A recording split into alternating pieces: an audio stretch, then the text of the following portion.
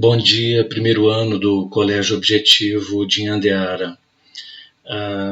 Professor Paulo Ferrarese, manhã de sexta-feira, e eu aproveito para dizer que eu estou saudoso já de todos vocês. Já faz algumas semanas que a gente não se vê e faz muita falta encontrar vocês nas manhãs de sexta-feira. Desde o dia 20 a gente tem enviado uma série de materiais para que vocês ocupem o tempo, né, com as práticas pedagógicas, com todas as disciplinas, trabalhando com todas as disciplinas que vocês têm semanalmente. E acho que é o primeiro encontro que a gente está fazendo, esse, né, o primeiro encontro em que eu envio imagem e falo com vocês. Então, quero dizer que está sendo um aprendizado muito grande. Vários professores já disseram isso, e eu faço minhas as palavras dos meus amigos professores. Tem sido um grande aprendizado e espero que tenha alguma valia para vocês. Aproveito para pedir também que vocês nos deem retorno sobre o como essas informações têm chegado para vocês, essas aulas. Caso haja dúvidas, os canais de comunicação estão abertos. E nós esperamos que vocês nos procurem para que nós possamos auxiliá-los naquilo que for necessário, tá bem? Eu preparei uma sequência de slides aqui e eu vou mostrar para vocês. Espero que não fique muito alongado e vou tentar ser o mais sucinto possível. Deixa eu ver aqui. Então vamos lá. Nós temos os conteúdos que já foram vistos, né, na apostila 1. Então a gente já passou pelas noções de substantivo, artigo, numeral e adjetivo, dentro das noções de morfologia. Foram conteúdos já contemplados em sala de aula e eu espero que os TCs referentes a esses assuntos já tenham sido feitos. Estão vendo que a palavra assunto está digitada errada aí no slide. Depois eu preciso consertar isso daí. E quaisquer dúvidas, por favor, contatem o professor, contatem a escola, falem conosco. É a partir do retorno de vocês que a gente vai conseguir fazer um trabalho melhor, né? E sempre tem como melhorar. Os conteúdos que eu orientei para o estudo dirigido foram a locução adjetiva, o adjetivo composto e os pronomes, né? Os pessoais, os possessivos e os de tratamento. Tudo isso, nesses três conteúdos aí, eles se resumem à apostila 1, são a reta final da apostila 1 do nosso material. E as próximas aulas, já é o início da apostila 2, prevê-se ali o estudo dos pronomes indefinidos demonstrativos, interrogativos e relativos.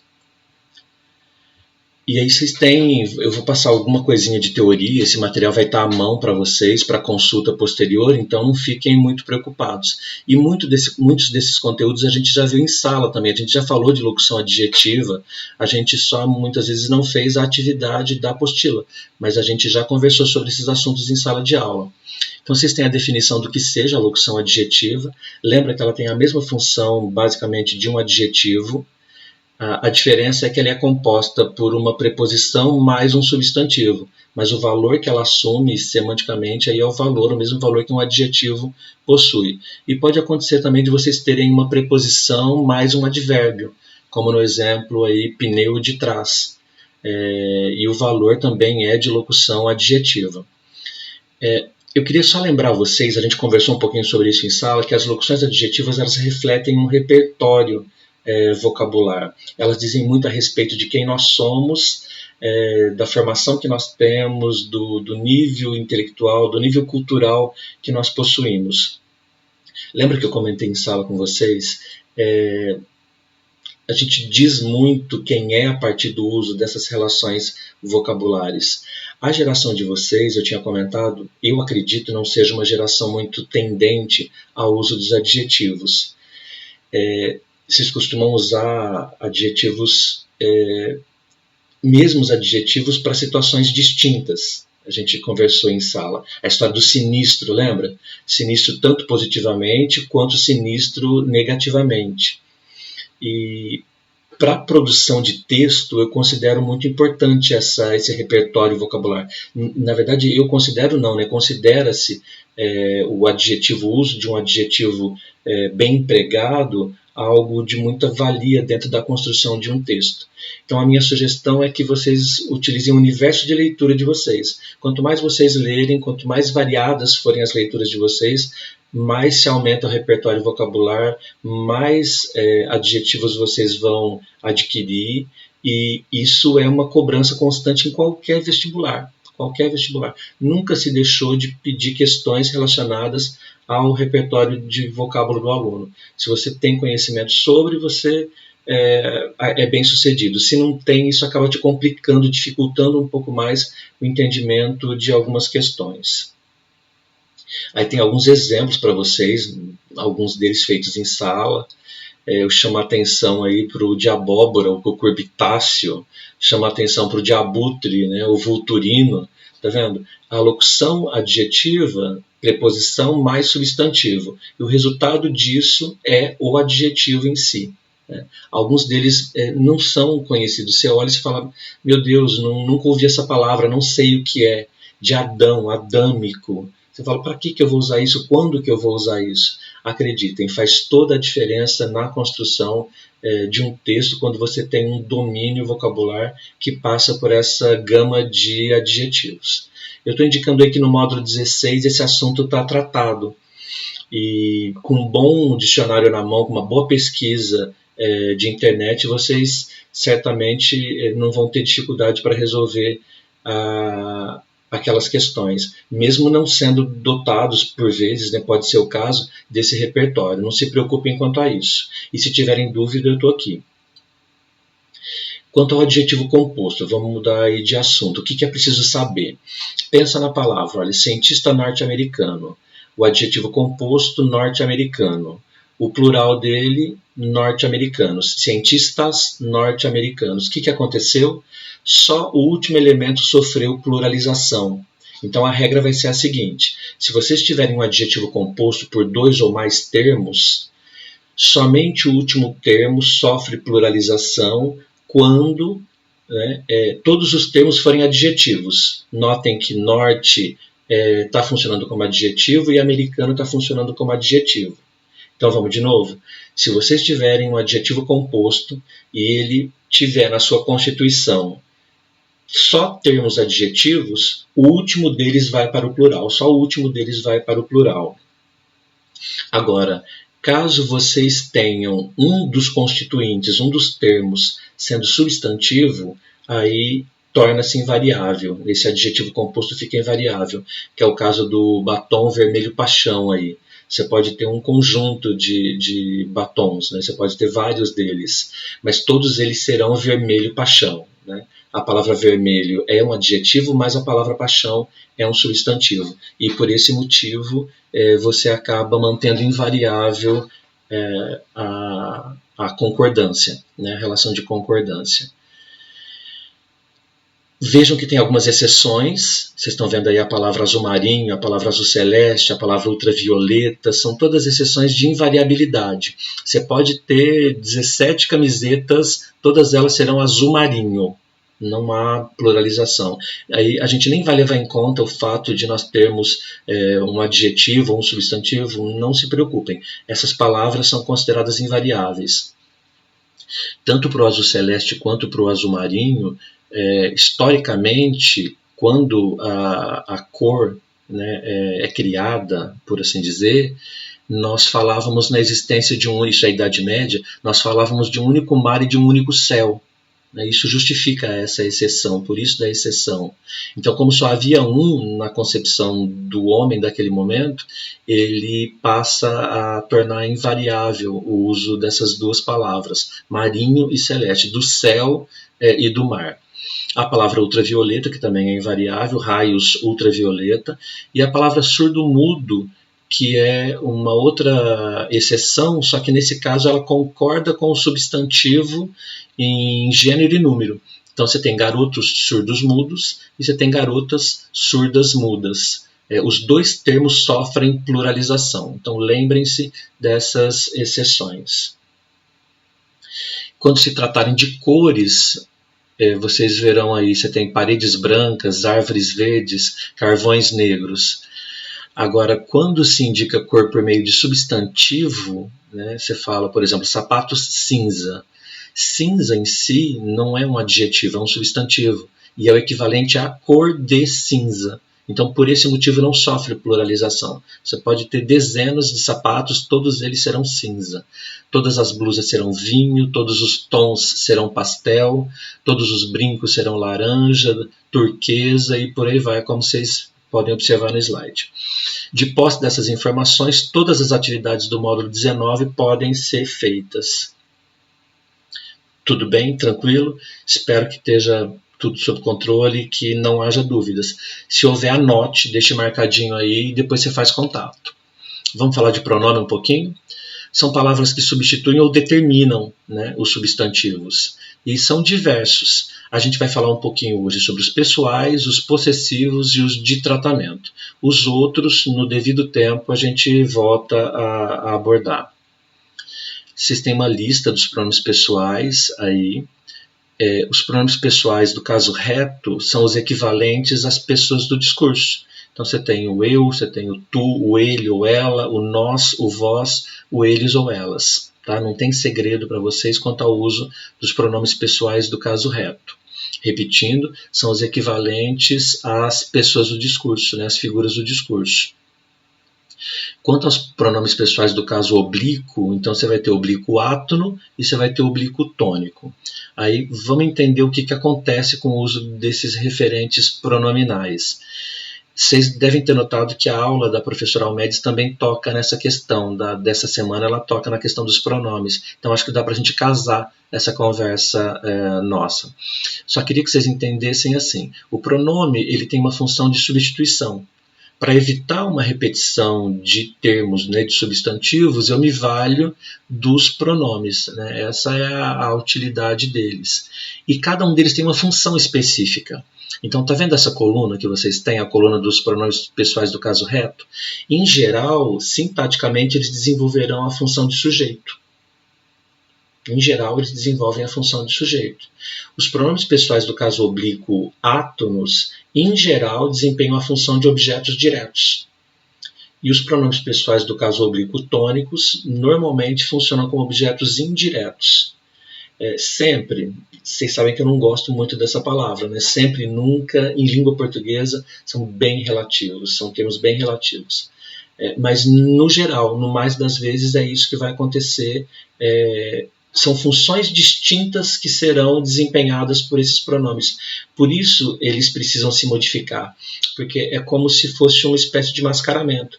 Dependendo da função que ele está desempenhando, ele vai assumir uma dessas características, ou reto, ou oblíquo átono, ou oblíquo tônico. Quando você bate o olho numa construção textual, você já sabe qual é a função ali sintática que aquele elemento desempenha. É uma forma de distingui-los, né, de mascará-los. São todas as mesmas pessoas. Tanto eu, quanto me, quanto mim se referem à primeira pessoa. Então, em termos de figura, né, verbal, é o mesmo. Agora, o que vai mudar é a função que ele está desempenhando dentro de um determinado contexto. Eu queria que isso ficasse assim, bem resolvidinho. E vocês viram que tem a definição também de pronome adjetivo e pronome substantivo. Notem, o pronome adjetivo, a função dele é de auxiliar o substantivo. Está vendo lá? Minha irmã é bióloga. O minha tem uma seta ligando minha com irmã. Então, o substantivo irmã está sendo auxiliado pelo pronome minha. Isso faz dele um pronome adjetivo. Já no exemplo do pronome substantivo, você tem, depois de 10 anos, ela o deixou. O ela, o pronome ela, ele assume a função do sujeito, ele assume o lugar do sujeito. Então, daí o pronome chamado de substantivo ou o pronome chamado de adjetivo. Puxa, mas para que eu preciso saber disso? Acreditem, vai ser útil, principalmente quando lá mais adiante a gente tratar de questões sintáticas, como, por exemplo, o adjunto adnominal, a constituição do adjunto adnominal. Então, são recursos que terão validade. E mais uma coisa, meus queridos, o fato de ser um pronome adjetivo ou substantivo não exclui o fato dele ser reto, oblíquo, átono ou oblíquo tônico. Uma coisa não é excludente em relação à outra, ele pode ser todas essas coisas. Os pronomes pessoais eles se subdividem em reto, né, a gente mencionou, oblíquos e de tratamento. Os do caso reto eu mencionei agora para vocês e falei da função deles. Aí tem os exemplos logo abaixo, mas eu já adiantei o assunto. Os pessoais oblíquos podem ser átonos ou tônicos. Tá vendo? O Pedro gosta de mim. Tá vendo esse mim aí? Ele está desempenhando a função de objeto indireto sintaticamente. Gosta de quem? Gosta de mim. Então esse de mim desempenha a função de objeto indireto, por isso o uso desse pronome e não de nenhum outro. Quando eu falo eu encontrei-o na praia, esse o desempenha a função de objeto direto. Já é característica do o, do no, do na desempenharem a função de objetos diretos. Então é como se nós tivéssemos um pronome, cada um dos pronomes desempenhando uma determinada função. Tá? E tem uma série de exemplos aí logo na sequência para vocês que depois com calma vocês vão observando. Os pronomes de tratamento são formas corteses com as quais, a partir das quais nós nos dirigimos às pessoas com quem nós estamos falando ou de quem nós estamos falando. Tá vendo ali? Vossa Excelência estará presente na cerimônia de abertura? Tem a pergunta. E esse Vossa Excelência é uma maneira cortês, é uma maneira cerimoniosa de me referir a um determinado indivíduo, né? Dependendo do espaço social, dependendo da postura que ele tem em meio à sociedade. Postura não, o cargo, né? A posição, a palavra é essa, a posição que ele tem em meio à sociedade. E ali abaixo tem Sua Eminência, estará presente no conclave? E você deve estar se perguntando qual que é a diferença de Vossa Eminência com Sua Eminência. Então, diz a gramática normativa que o Vossa Excelência ou Vossa Eminência, e no caso o Vossa, né, essa marca de segunda pessoa do plural, você vai usar quando você estiver falando com a própria pessoa. Então, se você está usando, se é oral, se é uma questão discursiva oral, e você está falando com a pessoa, você vai usar o vossa, né, essa segunda pessoa do plural. Caso se trate de texto escrito, caso se trate de uma referência a ela, você está falando dela, ou de uma situação escrita, você vai usar o sua.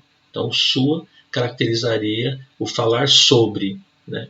Enquanto que o vossa caracterizaria esse falar diretamente com a pessoa em questão. Tem uma listinha de pronomes de tratamento. Onde vai ser útil isso? Onde é que vocês vão utilizar isso daí? É muito bom que você conheça, nas produções de texto hoje, além da redação, né, do texto dissertativo, fala-se muito em gêneros textuais. Então tem algumas universidades que cobram de vocês o conhecimento, por exemplo, de uma carta. E aí, quando ele te pede a carta, ele te pede que saiba também qual é o pronome de tratamento adequado para me referir ao reitor de uma universidade. E aí você, na produção do teu texto, tendo esse domínio, tendo esse conhecimento, certamente você vai sair adiante aí dos seus concorrentes. Tá? Então é uma listinha que não é do nosso dia a dia, a gente não tem o hábito de usar essas referências, esses pronomes de tratamento, a grande maioria deles, mas é bom que nós nos acostumemos para o caso de necessidade, tá? Para um caso como esse, em que você precisa empregar o pronome de tratamento adequado para uma determinada autoridade. Depois você tem lá a concordância com o pronome de tratamento, importantíssimo, olha, essa primeira parte do slide, essa primeira parte aqui em cima do slide, ó, embora os pronomes de tratamento se dirijam à segunda pessoa do singular ou do plural, a concordância é sempre feita na terceira pessoa do singular ou do plural. Queria que vocês não esquecessem isso daí, uma das partes mais importantes. Olha o exemplo. Vossa Magnificência, sua opinião e suas decisões são muito importantes para os estudantes dessa universidade. Sua opinião, suas decisões, mesmo que eu esteja usando Vossa Magnificência aqui no início. Então, usei o pronome de tratamento, usei a segunda pessoa do plural aqui, mas eu estou usando a terceira do singular e a terceira do plural na continuidade nas relações de concordância. Tudo bem? E esse comentário que vem na sequência, esse vosso ou sua, é aquele que eu acabei de fazer para vocês, que está anotadinho aí. Tá bom? Vamos adiante. Vocês têm lá os pronomes possessivos. O próprio nome já fala, eles indicam a ideia de posse dentro de um discurso. Eu não sei onde eu pus as minhas chaves. refere-se à primeira pessoa do discurso, esse minha é a primeira pessoa do discurso, é o equivalente ao eu no pronome reto. E você pode me emprestar a sua caneta, por favor? E esse sua é uma referência à terceira pessoa do discurso, no caso, a terceira pessoa do singular. Deixa eu fazer uma observação para vocês. Normalmente, os pronomes possessivos de terceira pessoa, a função maior deles é causar ambiguidade. Ele é um dos maiores responsáveis pela causa de ambiguidade que nós temos na construção do discurso. Então eu digo assim para vocês, o policial prendeu o ladrão no seu carro. E aí vocês perguntam, seu carro, carro de quem? Carro do policial, carro do ladrão, ou no seu carro a pessoa, o interlocutor, a pessoa com quem eu estou falando? Eu tenho no mínimo 3 possibilidades dentro dessa construção. Então, quando vocês usarem pronome de tratamento, pronome possessivo de terceira pessoa, prestem muita atenção se está bem definido a quem é que vocês estão se referindo, para que não haja aí o fator ambiguidade. E quando usar, isso vai aparecer lá no módulo 22 para vocês. Quando que você vai usar eu, quando que você vai usar mim? A gente está voltando aí para tratar um pouquinho dos pronomes pessoais, né?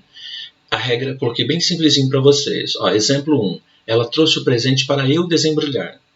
Exemplo 2, ela trouxe o presente para mim. Exemplo 3, para mim, jogar futebol é uma diversão. Então, o que você consegue deduzir a partir daí? Informação número 1, antes de verbo no infinitivo, você vai usar eu. Final de frase, você vai usar mim. E antes de sinal de pontuação, que é esse terceiro exemplo, para mim, jogar futebol é uma diversão. Também você vai usar o mim. Só presta atenção porque, na verdade, o item 3, a ordem natural da frase seria jogar futebol é uma diversão para mim. Esse para mim deveria estar no final da frase. Eu desloquei. É um advérbio que eu desloquei, né? Eu posso chamar de advérbio aí, se eu quiser. Posso chamar também, ele tem uma função de complemento nominal.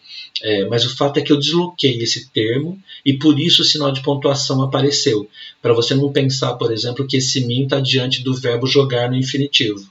Tá? Cuidado aí com a probabilidade de pegadinha. Tudo bem? Dúvidas?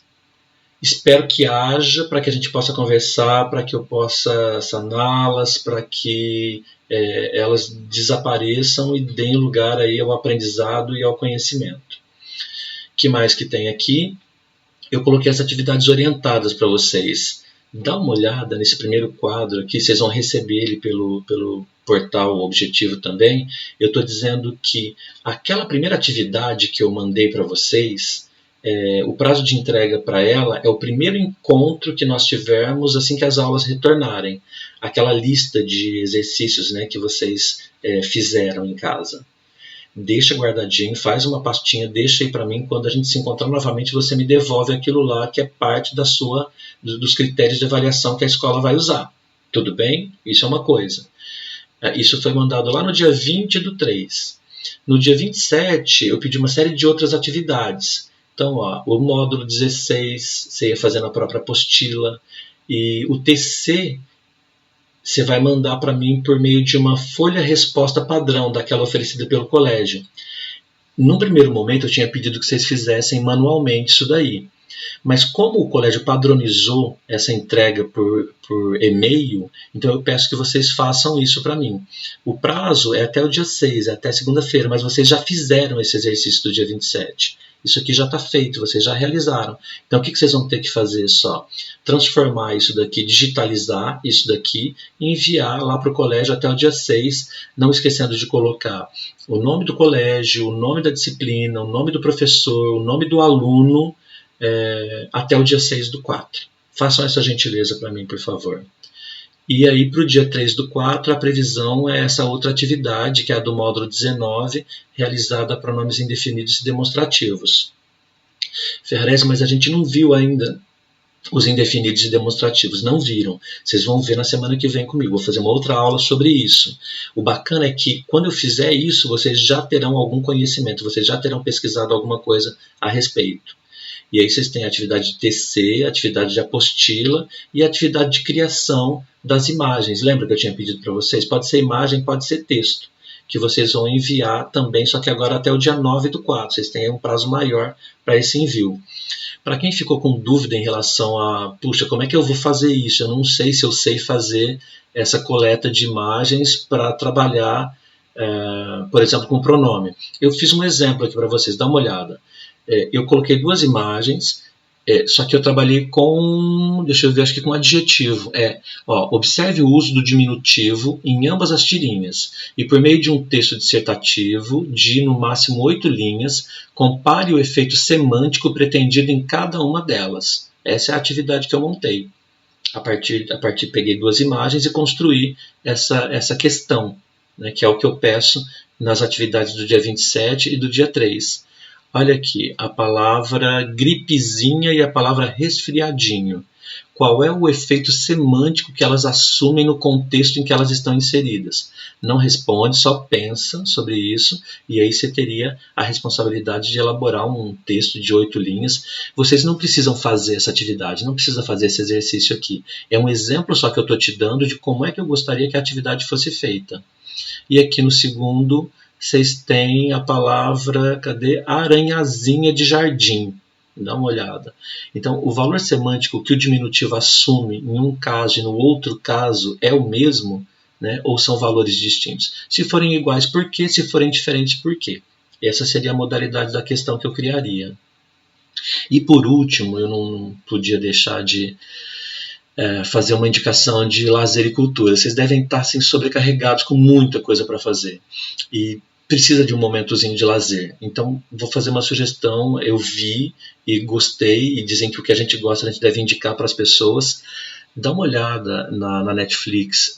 Tem um filme que se chama O Poço. Muitos de vocês já devem ter visto, certeza. E eu queria que vocês pensassem nele como um efeito reflexivo. Pensa no filme como um espaço de confinamento, ele se passa num espaço de confinamento. Tem uma questão de classe, uma disputa de classe muito interessante lá que chama a atenção. Mas eu queria que você olhasse para o filme pensando na contemporaneidade, pensando no agora, pensando no hoje, porque eu acho que dá uma conversa muito bacana, dá um diálogo bem bacana. Dá para observar também a questão dos mecanismos de funcionamento social, como é que funciona a sociedade. Então lá é como se você tivesse uma micro-sociedade em funcionamento. Vai ser legal bater o olho naquilo e tentar entender como é que isso funciona aqui na realidade para nós, no fora, né? Tem uma questão da quebra da comunicação metafórica, que é assim, eu não sei se vocês notaram, mas os filmes hoje, eles estão menos metafóricos. Parece que eles estão dizendo mais a que vieram declaradamente, estão deixando de utilizar tantas figuras com dupla possibilidade de entendimento. Não, olha, o significado é esse, o poço significa isso, e as relações sociais lá são dessa maneira. Então, é uma observação que talvez cabe. Eu queria que vocês vissem se vocês conseguem notar isso lá. A questão da intertextualidade com a obra Don Quixote, que é o livro que é levado por uma das personagens para o poço, vai conhecer Don Quixote, vai saber do que trata, e tenta imaginar qual é a relação que se estabelece entre Don Quixote e o filme. E acho que tem uma chamada final, que é o que mais me fez pensar em vocês, que é a questão de que somente por meio da educação é possível pensar em mudança efetiva. Não tem outra maneira. Acho que é a parte mais bacana. Tem um canalzinho aqui que foi de onde eu tirei a leitura dessas coisas todas.